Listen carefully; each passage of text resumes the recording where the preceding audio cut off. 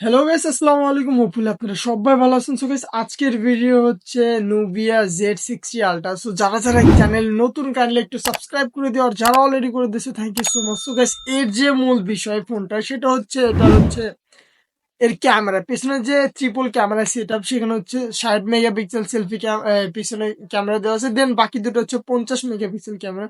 So guys, ক্যামেরার aperture দেখে মনে হইতেছে সবগুলো কিন্তু স্যামসাং এরটা ইউজ করা হয়েছে, বাট ক্যামেরার অ্যাপারচার দিয়ে দেখা মনে হচ্ছে অবভিয়াসলি একটা ভালো রকমের একটা ভালো ক্যামেরা হতে যাচ্ছে।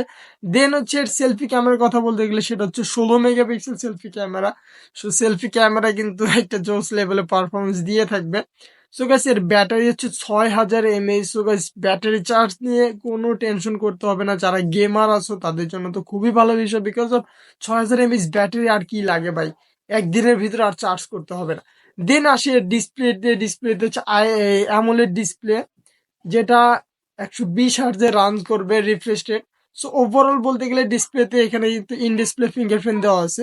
সোজা কথা বলতে গেলে একটা ওভার স্মার্টফোনে যা যা দরকার আছে সবগুলা এখানে দেওয়া আছে। সো গাইস, অ্যাকচুয়ালি ফোনটা অনেক কিউট দেখতে লাগতেছে, গুগল পিক্সেলের মতো একটা লুক আসে।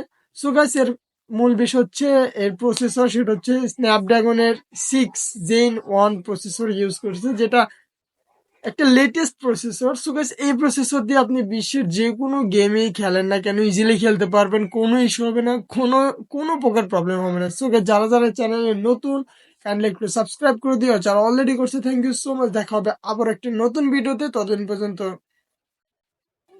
Tata, bye bye.